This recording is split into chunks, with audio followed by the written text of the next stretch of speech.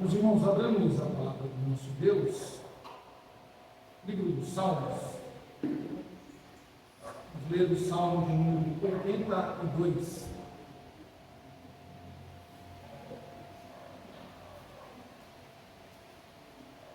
Salmo de número 82.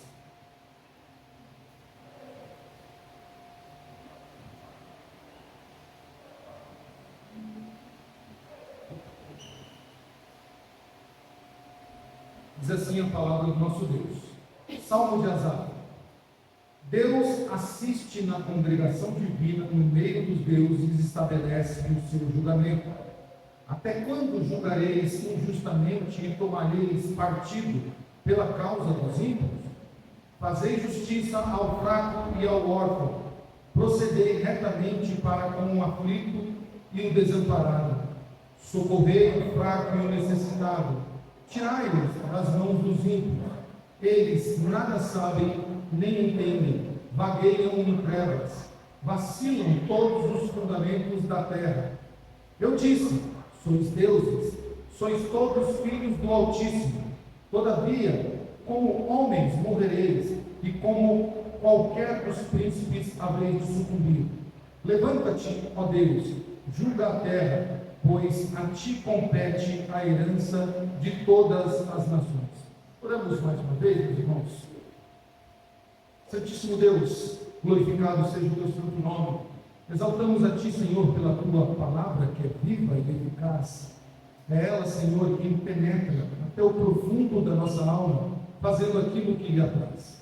Abre o nosso entendimento nessa noite para ouvirmos a tua palavra.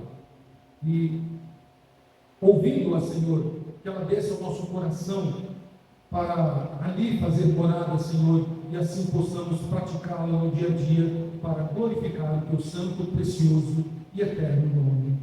Amém. Meus irmãos, nós iniciamos então essa série de pregações em Salmos, lendo o Salmo primeiro, o primeiro Salmo do primeiro livro dos Salmos, falando sobre o justo e o ímpio, duas gerações, podemos assim dizer, duas categorias de pessoas que caminham juntos nessa vida, uns praticando a justiça, outros praticando a injustiça. E quais as consequências que esses dois caminhos têm para aqueles que o seguem.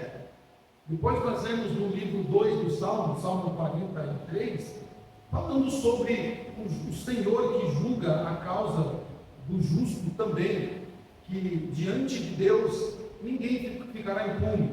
E agora no livro 3 dos Salmos, eu estou falando do livro 1, livro 2, livro 3, porque vocês já sabem que os Salmos originalmente são 5 livros, mas eles estão todos juntos em um só livro. Na nossa Bíblia do processo canônico foi feito só um livro. Então, este Salmo 82 pertence ao livro 3 dos Salmos, e ele fala sobre isso, fala da justiça de Deus e a parcialidade da justiça humana. Então eu quero dar um título a esta pregação, que é a indignação do justo contra o mal. E eu tenho certeza que este tema faz muito sentido nos dias de hoje, porque eu e você temos nos indignados diante das injustiças desse mundo, ou diante do mal desse mundo. E isso é tão notável que quando ligamos a nossa TV, ou mesmo quando pegamos ali o nosso celular, o nosso computador, para acessar algum site de notícia jornalística, para poder saber o que está acontecendo, nós nos entristecemos e às vezes até nos revoltamos diante das notícias de injustiça que rotineiramente acontecem, principalmente no nosso país.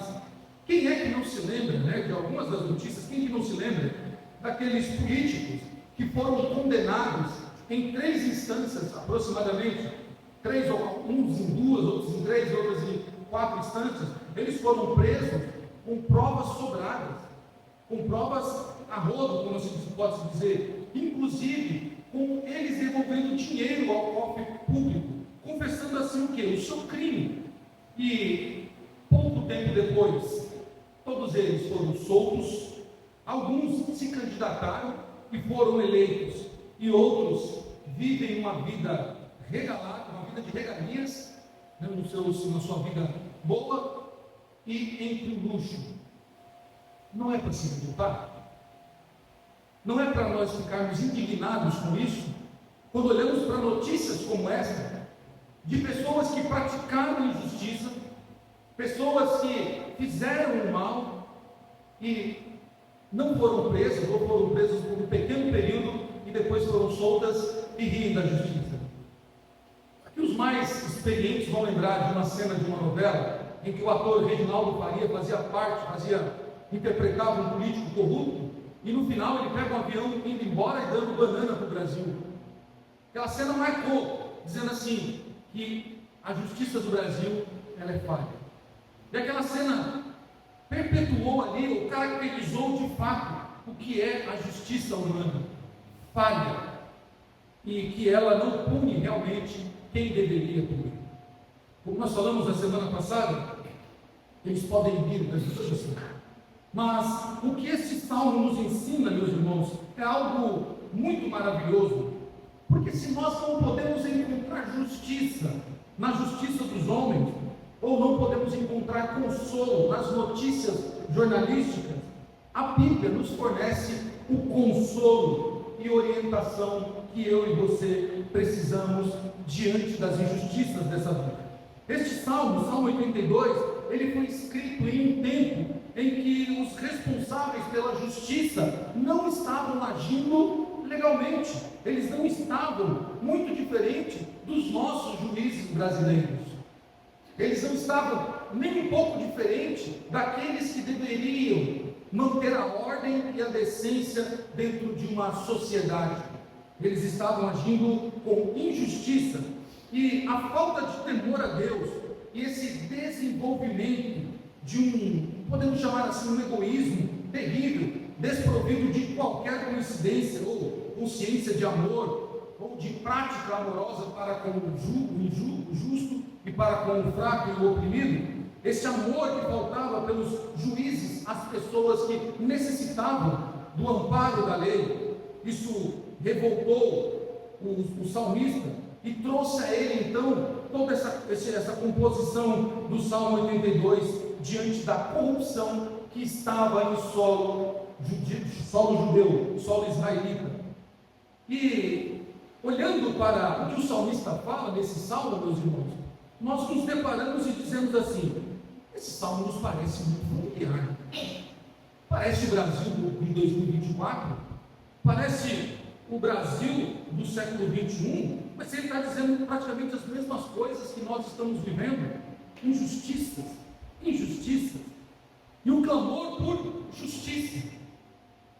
A injustiça, meus irmãos, era tão grande aqui no tempo do salmista que ele se indignou e então ele escreveu esse salmo. E quem é essa pessoa que escreve o salmo? Asaf. Quem era Asaf? Asaf era um músico que trabalhava no serviço do templo. Ele foi colocado pelo rei Davi para ser, digamos assim, para ser o responsável por toda a parte musical da adoração ao Senhor. Então ele era um levita, e dentro dos levitas tinham aqueles que cuidavam especificamente das ofertas, aquele que cuidava especificamente da manutenção do templo, e Asaf, ele vai cuidar da parte do louvor e adoração a Deus, da parte da música. Este homem e os seus filhos seguiram os seus passos e depois serviram o rei Salomão, os filhos de Asaf, que também têm salmos compostos. Este é o Asaf que está indignado, está revoltado com as injustiças. Quando nós olhamos para a história do povo de Israel, logo quando começa a se corromper, nós vemos que até os levitas, até aqueles que eram responsáveis pela adoração, eles também se corromperam, e isso trouxe indignação a Asaf. Asaf se indignou quando ele via os principais levitas ali se corrompendo, aceitando suborno, aceitando presentinhos para favorecer os mais nobres da legislação de Israel. Então Asaf se revolta, compõe esse salmo. E o interessante é que Asaf, ele recorreu não à força braçal, como é costumeiramente visto nos dias de hoje, onde as pessoas querem pela força, pelo seu braço, conquistar a justiça. indo contra o que a Bíblia diz, que nós não podemos confiar no nosso braço, mas confiar no Senhor. Não é por força nem por violência, mas é o Senhor quem nos dá a vitória. E o salmista então ele faz o quê? Ao invés de buscar justiça com o seu próprio braço, com a sua própria força, ele recorre ao justo juiz, ao juiz que é reto, que é perfeito e que julga a causa com santidade. É isso que ele faz, meus irmãos, em 3 atitudes que servem para mim e para você. E são com essas atitudes que o justo, ele busca, ou ele se indigna, né? Diante da sua indignação, o justo busca respostas contra o mal. A primeira atitude que nós vemos aqui, e é interessante que essas 3 atitudes de Asaf, elas são correlatas, ou são muito parecidas com as atitudes do profeta Abacuque, porque possivelmente eles eram contemporâneos, então faz todo sentido que eles clamem pelas mesmas coisas. A primeira ação de Asaf contra a injustiça e contra o mal está no versículo 1. Ele reconhece a supremacia de Deus como juiz. Ele diz: Deus assiste na congregação divina, no meio dos deuses estabelece o seu julgamento.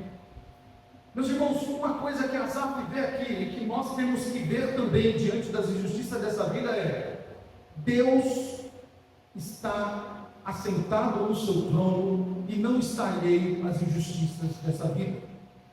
Deus, ele é o Deus supremo, o juiz supremo. Nada passa impune ao nosso Deus. Nenhuma injustiça que nós estejamos passando, seja no âmbito pessoal, individual, seja no âmbito coletivo, como sociedade de uma cidade como a nossa, ou de um estado como o nosso, ou de como um país como o nosso, nenhuma causa injusta passa impune a Deus.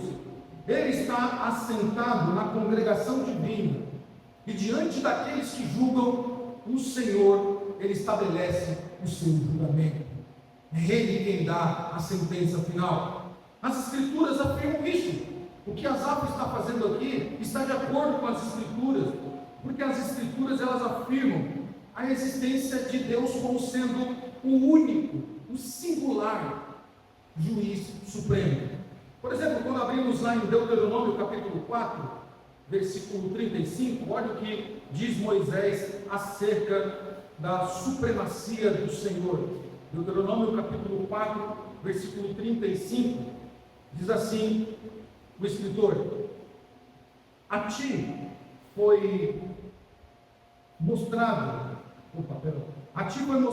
para que soubesse que o Senhor é Deus, nem outro há senão Ele.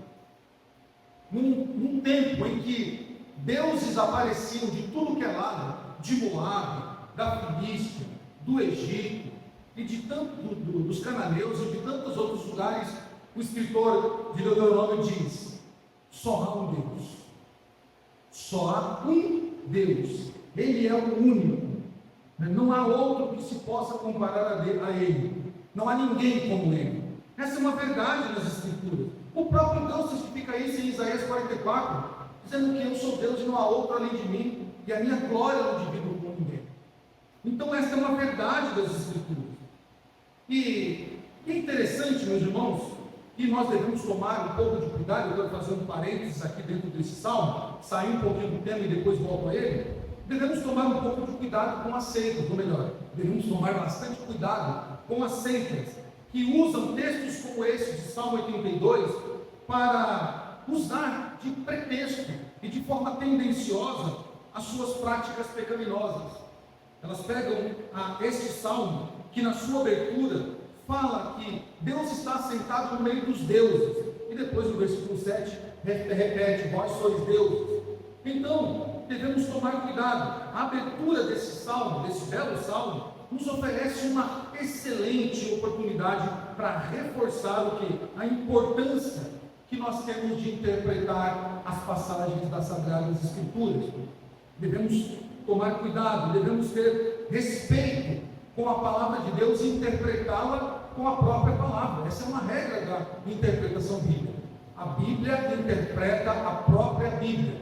Textos mais fáceis são respondidos, textos difíceis são respondidos com textos mais fáceis. O que está escrito no Novo Testamento não é invalidado pelo Novo Testamento, e o que é defendido pelo Novo Testamento não é anulado pelo Antigo Testamento. Porém, as seitas, meus irmãos, usam versos como este para ensinar o politeísmo, para ensinar a crença em vários deuses, com apoio em textos como este. Por exemplo, uma seita bem famosa, como os Mormons, usam este texto para falar da progressão do ser humano, que o ser humano ele passa por um processo de evolução, e ele torna-se então uma espécie de Deus, inferior a Deus, mas uma espécie de Deus, tornando-se, diante dessa evolução espiritual, um semideus.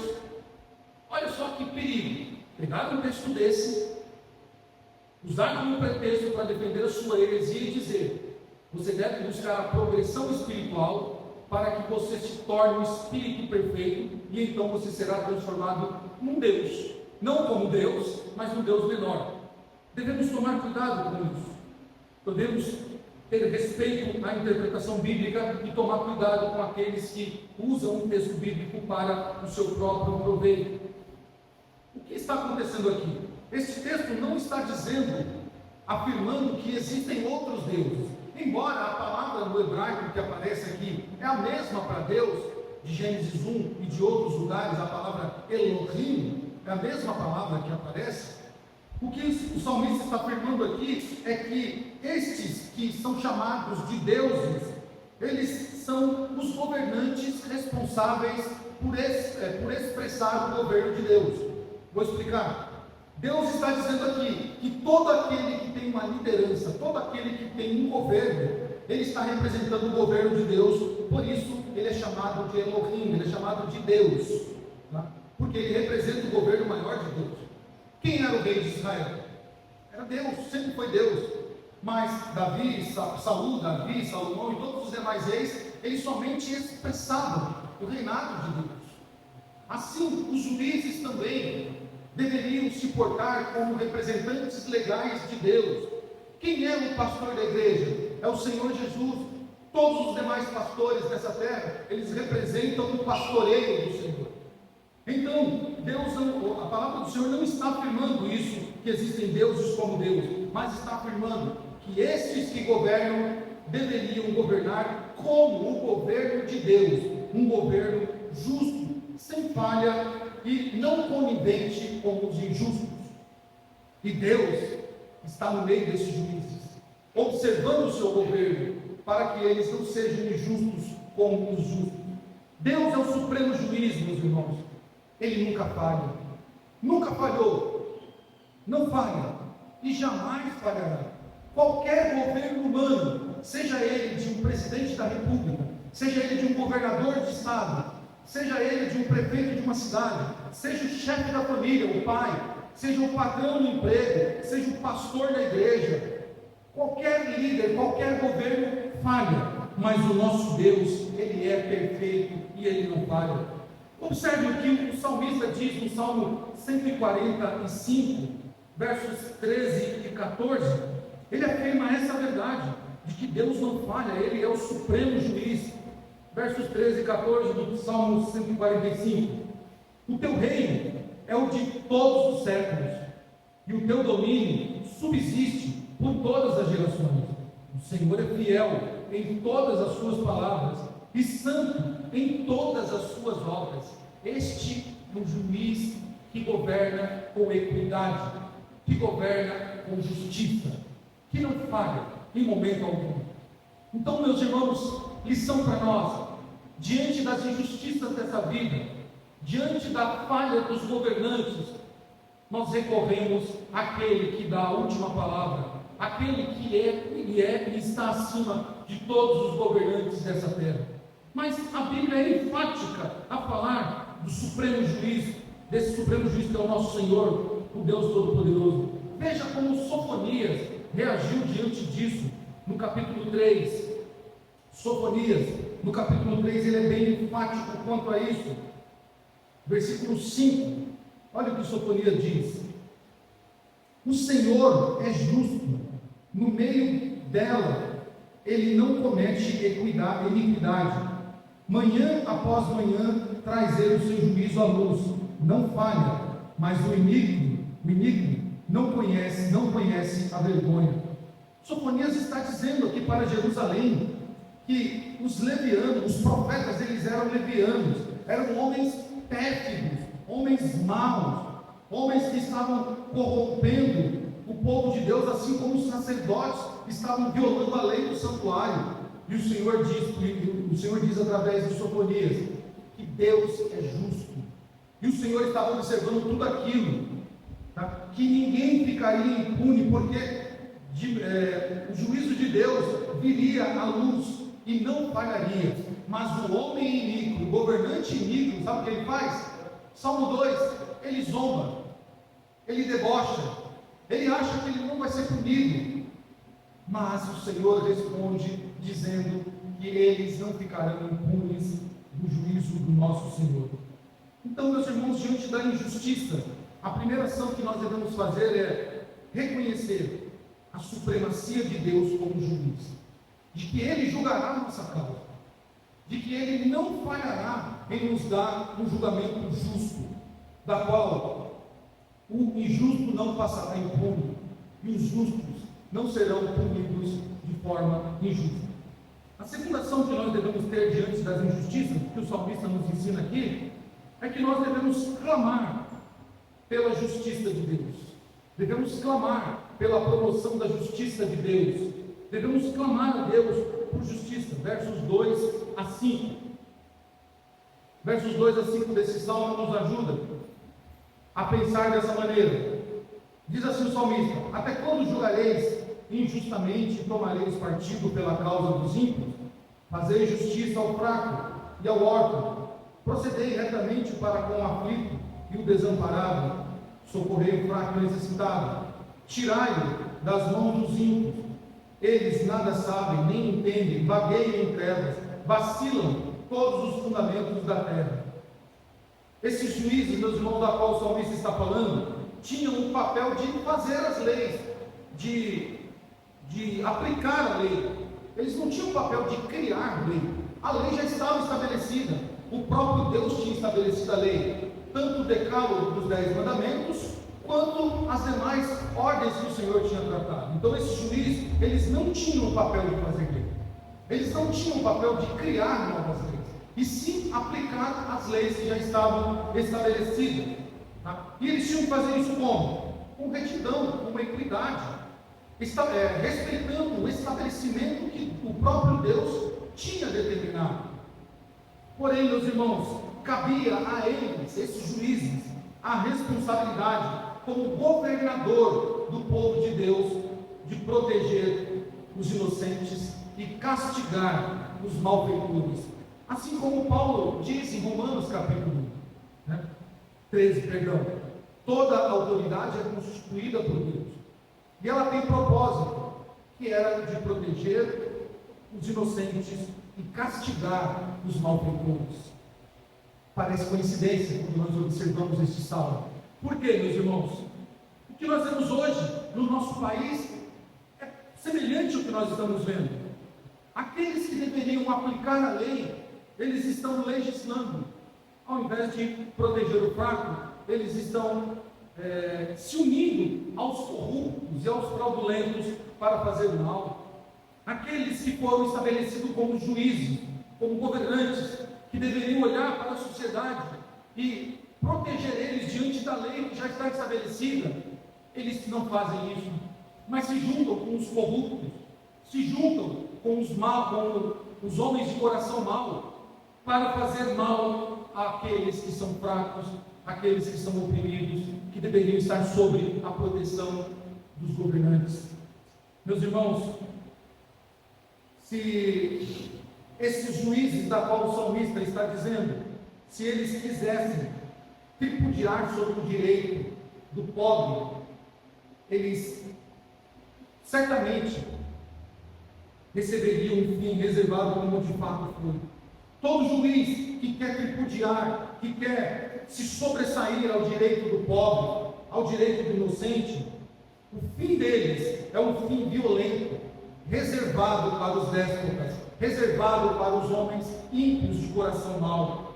O seu galardão, como diz a Bíblia Shed, lá no comentário da Bíblia Shed sobre esse versículo, diz isso: eles receberão um fim violento, reservado exclusivamente para todos aqueles que praticaram o mal e que inverteram a lei do Senhor. Ao invés de proteger o fraco, eles oprimiram.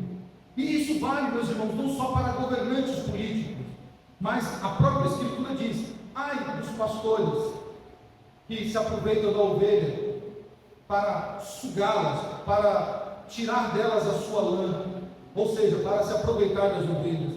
Isso vale para todo tipo de governança. O comentário da Bíblia NVI sobre esse texto também, meus irmãos, diz assim: por mais exaltada que fosse a sua posição, esses deuses, que são juízes, esses deuses corruptos, eles serão abatidos pelo mesmo julgamento que os demais homens. Isso é uma verdade que eu e você devemos crer. Todo aquele que usar a autoridade que Deus lhes confiou para seu benefício próprio e oprimir o fraco e necessitado, eles receberão o seu próprio pagamento. O mal que eles desejavam ao fraco, eles receberão. E o interessante das Escrituras, meus irmãos, é que ela nos dá a porção disso. Quer ver um exemplo disso? Todos nós lembramos da história do perverso Amã. E o que Amã fez? No seu coração ele desejou mal para Mardoqueu. Amã tinha uma responsabilidade no reino que deveria ser revertido para cuidar do povo. Mas Amã tinha um ranço, tinha um ódio do povo judeu. E ele viu em Mardoqueu então o quê? A representação daquele povo. E ele fez então o quê? Construiu uma forca e disse: vou enforcar Amã. Ele conseguiu lubridiar o rei Assuero e criou uma lei de extermínio do povo judeu. Mas Amã, ele, por certo, não prestou atenção que ele era apenas um homem, que havia um juiz acima dele, que estava diante deles observando as suas injustiças, como diz o início do Salmo, olhando para eles e vendo o seu julgamento. E Deus então fez o quê? Reverteu a lei. A forca que Amã construiu para Mardoqueu, ele próprio foi quem estreou aquela forca. Ele foi enforcado na sua própria forca. E a lei que Amã estabeleceu para exterminar o povo judeu, ela também foi usada pelo próprio Deus para que o povo de Deus se defendesse contra todos os povos. E então o povo de Deus perseverou, o povo de Deus prevaleceu sobre todos os povos. Esse é o nosso juiz, meus irmãos. Por isso devemos clamar a Ele por justiça, devemos buscar nele a justiça. Por mais exaltada que seja a posição de um juiz, de um homem, meus irmãos, tá? Por mais que eles possam se gabar de uma posição, eles são apenas homens. Eles podem até se portar como deuses, de fato, como reis, como pessoas importantes. Eles podem achar que são maiores do que o cargo que eles ocupam. Mas eles são apenas homens. Em um relato que eu vi alguns meses atrás, de presos inocentes, o testemunho era: quando ele entrou na cadeia para observar as pessoas, vou chamar de vítimas, as vítimas que estavam presas, mulheres urinavam nas suas calças, homens tremiam, batiam o joelho um no outro. O que essas pessoas inocentes, que estão presas, inocentes, viram? Um monstro, alguém imponente, alguém que era soberano. Viram ali um homem com todo o poder do mundo. Mas alguns olharam para ele e disseram: você é apenas um homem, e o juízo de Deus virá sobre você. Meus irmãos, a história nos prova isso. De Faraó a Alexandre o Grande, de Hitler a Saddam Hussein, nenhum deles prevaleceu, nenhum deles diante das suas maldades prevaleceram. O Senhor derrubou todos eles. Pastores que se achavam os melhores, pastores que se achavam os donos das igrejas, pastores que oprimiam o rebanho do Senhor, colocando-lhes jugo pesado. Recebam, porque o Senhor não divide a sua glória com ninguém. Eles são apenas homens. Não temam os homens. Por mais que o cargo que eles ocupem sejam cargos imponentes, sejam cargos poderosos, diante de Deus, eles são trapos de imundícias, formigas, vermes, que não têm poder contra o nosso juiz supremo. O Senhor é o justo juiz, meus irmãos, e Ele não permitirá que nenhum corrupto passe impune. Ele julgará todos de forma justa, retamente, e dará a cada um a sentença devida. Ninguém ficará sem a sentença do Senhor. Uma terceira ação ainda que o salmista nos ajuda aqui a lidar contra o mal, meus irmãos, está no versículo 6 a 8. O salmista, diante da injustiça, diante do mal, o salmista procura agir de modo a promover a justiça, ou seja, a divulgar a justiça de Deus. Versos 6 a 8. Eu disse: sois deuses, sois todos filhos do Altíssimo. Todavia, como homens morrereis, e como qualquer dos príncipes haveis de sucumbir. Levanta-te, ó Deus, julga a terra, pois a ti compete a herança de todas as nações. Meus irmãos, o verso 6 e 7 deste salmo nos fala claramente, para não deixar nenhum tipo de dúvida sobre o sentido do primeiro versículo desse salmo, e ainda nos esclarece de forma mais clara ainda. Foi o Senhor quem deu o título para ele de deuses, ou seja, de juízes, esses que são encarregados da justiça, mas não deixaram de ser homens, embora Deus deu a eles esse título de deuses, dizendo: vós sois deuses, mas eles são apenas homens, porque o próprio texto diz que eles serão julgados como homens, e sucumbirão como qualquer príncipe, eles morrerão como qualquer homem. Todos os que exercem autoridade, meus irmãos, sejam eles pais, maridos, chefes, pastores, governadores, presidentes ou outro tipo de autoridade, eles devem se lembrar que eles estão subordinados a Deus. Devemos lembrar disso. Um pai e uma mãe devem lembrar que o seu filho não que ele não deve usar sua autoridade de pai e mãe para ser injusto com o seu filho, porque a Bíblia diz que os pais são mordomos dos seus filhos, que eles são heranças do Senhor, e nós teremos que prestar contas a Deus diante do tratamento com os nossos filhos. Pastores, as igrejas não são deles, são de Cristo. Chefes, a Bíblia nos ensina como tratar os servos. E governadores, a Bíblia ensina o papel de um governador. Todos esses cargos, meus irmãos, estão subordinados a Deus. Foi Deus quem estabeleceu um homem de ser pai. Foi Deus quem estabeleceu e deu à mulher o dom dela ser mãe. Foi Deus quem deu o dom a um homem ou alguém de ser o pastor da igreja. Foi Deus quem deu a homens talento, sabedoria e capacidade para chefiar empregados.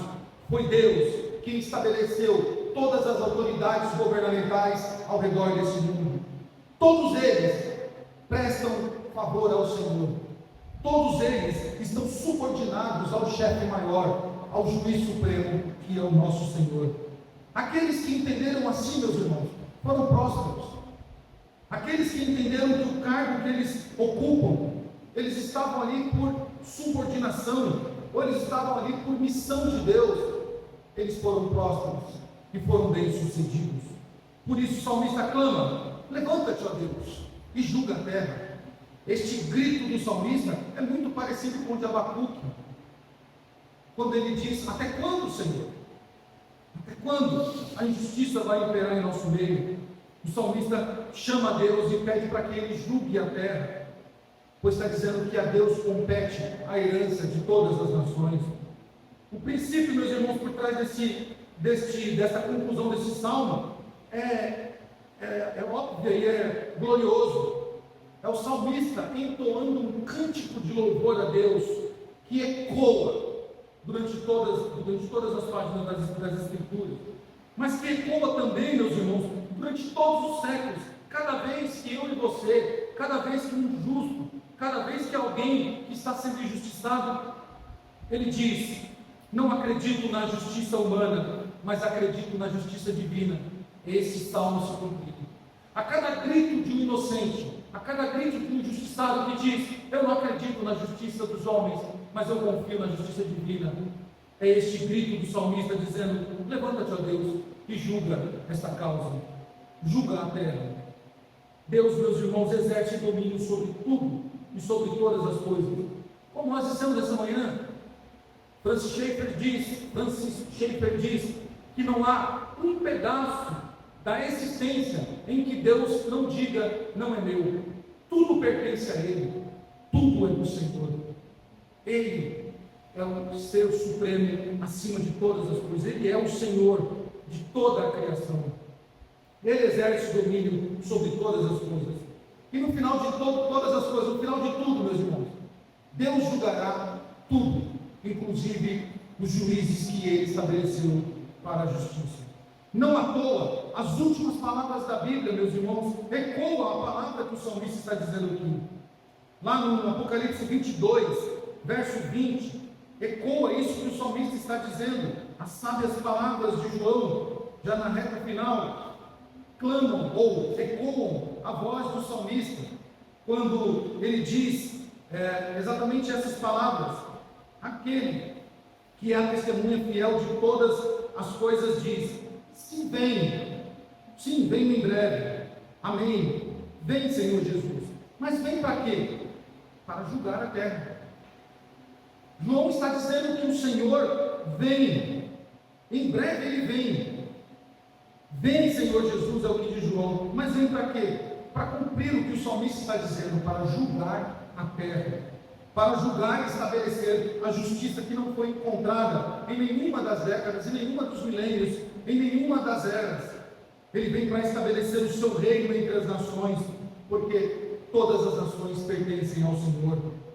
O Salmo 82, ele termina nos dando, meus irmãos, apenas um vislumbre, apenas um flash, podemos assim dizer, do reino justo do Senhor, da qual os evangelhos, eles nos falam. O reino do Senhor Jesus, o reino justo, o reino onde a justiça será estabelecida, e não haverá ninguém que sofrerá injustiça. Os homens, meus irmãos, eles continuarão julgando da sua forma injusta, da sua forma ímpia, e alguns, alcançados pelo Senhor, julgarão com integridade, outros não. Dos menores aos maiores, todos eles comparecerão diante do justo juiz para serem julgados conforme as suas obras. Rápidas aplicações para a nossa vida, meus irmãos. Diante do que nós lemos, diante do que o salmista nos trouxe aqui, o que as Escrituras também nos falam. Primeira aplicação: diante das injustiças dessa vida, confie no Senhor e descanse nele. Confie no Senhor e descanse nele. Como já foi dito, Deus governa e preside todas as nações. Ele já venceu por nós. Não é que Ele vai vencer, Ele já venceu por nós. E porque Ele venceu, nos dá a garantia de que nós estamos perto de viver um reinado de justiça, de retidão. Confie em Jesus, diante das adversidades, diante das injustiças que vocês estejam vivendo. Confie no Senhor e descanse nele. Segunda aplicação, meus irmãos, diante do que nós lemos: descanse na sua vocação. Se você é vocacionado pelo Senhor, descanse. Se o Senhor te chamou para algo fora da igreja, para um trabalho específico em que visa o apoio, ou em que visa o bem da comunidade que você reside, faça isso, desempenhe a sua vocação com justiça. Alguns dos nossos irmãos são chamados para trabalhar no meio político, como servos do Senhor. Outros são chamados para trabalhar em camadas da nossa sociedade, representantes do povo. E nós devemos louvar a Deus, meus irmãos, pelos cristãos que trabalham e trabalham de forma justa e correta entre os governantes, sejam políticos, sejam policiais, sejam professores, sejam qualquer tipo de profissional da saúde ou qualquer tipo de cargo que eles ocupam na sociedade. Devemos orar por eles e devemos louvar a Deus por cada irmão nosso que esteja influenciando na nossa sociedade. Devemos louvar pela vida deles, porque eles estão executando sua vocação e mostrando que Deus governa através deles de forma justa. Terceira aplicação, meus irmãos, diante das injustiças, devemos usar as armas cristãs. Quais são essas armas cristãs para mudar a nossa sociedade? Primeiro, oração. A oração é uma arma nossa, e é uma arma poderosa, e nós não podemos enfraquecermos diante da oração. Um pequeno exemplo disso: em um determinado tempo, se não me falha a memória, na Polônia, havia uma questão política muito complicada, de perseguição à igreja, e então jovens da igreja reformada, saíram nas praças públicas e dobraram seus joelhos e começaram a orar em praça pública. A polícia do governo veio para botar para correr aqueles jovens, porque eles estavam perturbando, segundo o governo estava perturbando, e eles oravam mais ainda. E a oração deles, meus irmãos, começaram a atrair outras pessoas. E aquilo que era uma oração de alguns jovens se tornou uma oração nacional, que acabou mudando a lei e acabou trazendo um benefício muito grande para aquele país. Devemos orar. Diante das injustiças, devemos orar. Nós não devemos conformar dizendo assim: é disso para pior, é disso para pior. Não, devemos orar. Devemos colocar essa arma que nós temos ao nosso favor em prática. Devemos usar como arma também da nossa a pregação das Escrituras. E talvez, meus irmãos, a nossa geração não esteja acostumada com uma pregação protestante. Talvez nós estejamos preocupados em vir para a igreja e ouvir pregação assim: Deus vai te abençoar, olha, Deus vai te dar um carro, olha, Deus vai te dar um marido, olha, você tem que viver uma vida tranquila, boa, de bonança. Mas irmãos nossos no passado, através dos cultos em que eles pregavam contra o racismo, eles pregavam contra o machismo, eles pregavam contra todas as injustiças sociais. Alguns foram presos, mas não deixaram de pregar. Quem nunca viu o discurso de Martin Luther King, que foi um homem que usou a pregação para mostrar as injustiças que estavam sendo cometidas contra os negros americanos?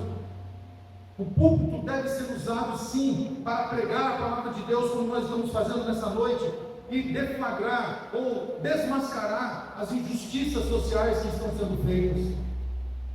Porque se nós nos calarmos, Deus cobrará de nós. Nós somos protestantes e devemos protestar contra todo tipo de injustiça e de impiedade. A pregação é uma ferramenta nossa, que nós devemos ir lá fora, no nosso trabalho, na nossa escola, com os nossos vizinhos, e pregar a palavra de Deus como deve ser pregada. Devemos usar também, meus irmãos, a adoração coletiva e a mobilização do povo de Deus em adoração. Nós não precisamos de cantores na igreja, nós não precisamos de cantores no meio do povo de Deus, nós precisamos de adoradores que entendam o que é o louvor e a adoração a Deus. É você entender que o louvor, ele vai alcançar corações, e vai, através desses corações alcançados, modificar a vida das pessoas. Louvores que transformam vidas, porque é a palavra cantada. O louvor, meus irmãos, é uma ferramenta que nós temos para mudar também essa sociedade corrompida e entregue. Oração, pregação, louvor e também o discipulado, meus irmãos, são ferramentas que nós temos para combater as injustiças. Em quarto, diante das injustiças, devemos entender que a esperança última do crente não está em reformas políticas, seja o endireitamento, ou seja, políticas de direita, ou o esquerdamento, políticas de esquerda. Nós não dependemos de um governo de direita, nós não dependemos de um governo de esquerda. Nem Lula e nem Bolsonaro vão mudar nossas vidas. Nenhum governo de esquerda ou de direita vai mudar a nossa vida. O que vai mudar a nossa vida, a nossa esperança, meus irmãos, está na vinda gloriosa de Jesus Cristo, nosso Senhor, o nosso Rei eterno, o nosso governante justo. É Ele quem vai mudar a nossa vida. É Ele que vai estabelecer um reino justo de amor. É Ele que vai acabar com todas as injustiças, aonde não haverá mais segregação racial, aonde mulheres não apanharão mais de homens maus e corruptos, aonde pessoas não serão presas mais injustamente, aonde pessoas não morrerão mais de fome, enquanto juízes usam dinheiro público para hotéis, para viver uma vida de luxo, aonde nós não morreremos mais nas filas de hospitais por falta de médicos, porque aqueles que deveriam providenciar uma saúde melhor para nós estão viajando em avião de luxo, estão vivendo em mansões, estão tomando vinhos de 4, 5, 6 ou 7 mil reais, estão em banquetes que custam uma vida de trabalho. É em Jesus que nós esperamos que isso seja restabelecido. Não é em um governo de homens, não é em nenhum tipo de governo, seja de direita ou de esquerda. A nossa esperança está em Jesus Cristo, o nosso Senhor. E por fim, meus irmãos, diante das injustiças dessa vida, nós devemos crer e devemos ter essa certeza no nosso coração que Deus julgará não apenas os governantes desse mundo, mas os governados também, que não agiram com justiça, sofrerão diante deste julgamento justo. Há muita gente que reclama daqueles que julgam, mas aqueles que não cumprem as leis estabelecidas, um filho que é rebelde com o seu pai, uma mulher que não respeita o seu marido, um marido que é hostil contra a sua esposa, um pastor que corrompe a igreja, um patrão que se torna um déspota diante dos seus empregados, políticos que não, ou pessoas que não cumprem, as leis estabelecidas pelos seus governantes, elas também serão julgadas pelo Senhor. A lei do Senhor vale para os juízes, os governadores e aqueles que são governados. Todos os injustos, meus irmãos, serão condenados. Só há uma maneira de nós sermos achados justos, estando pela fé em Cristo Jesus, que é a nossa justiça. Se pela fé vivermos em Cristo, e se vivermos em Cristo, por Ele seremos justificados. Ele nos justifica diante do nosso estado de injustiça que nós nascemos, diante das injustiças dessa vida, diante das injustiças dos governantes, meus irmãos. Devemos descansar na justiça divina, porque a Bíblia diz isso de forma clara. E nós encerraremos aqui esse sermão lendo Apocalipse 22. Os injustos serão punidos pelo justo juiz. É o que diz o texto de Apocalipse, capítulo 22, versículos 12 a 15. Nós devemos crer que nenhuma injustiça passará impune diante do Senhor. Assim diz a palavra do nosso Deus, Apocalipse 22, a partir do verso 12. Eis que venho sem demora, e comigo está o galardão que tenho para retribuir a cada um segundo as suas obras. Eu sou o Alfa e o Ômega, o primeiro e o último, o princípio e o fim.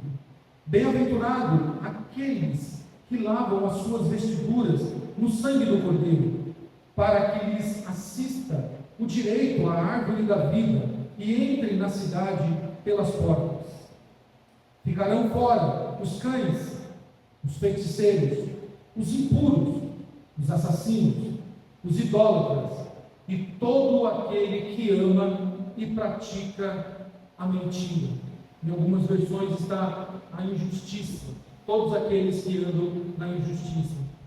Meus irmãos, o justo juiz está voltando para julgar este mundo. O supremo juiz está vindo e está perto. Como diz Apocalipse, eis que venho sem demora, e ele virá para restabelecer a ordem desse mundo e julgar governadores e governantes, cada um segundo aquilo que eles fizeram. Vamos orar?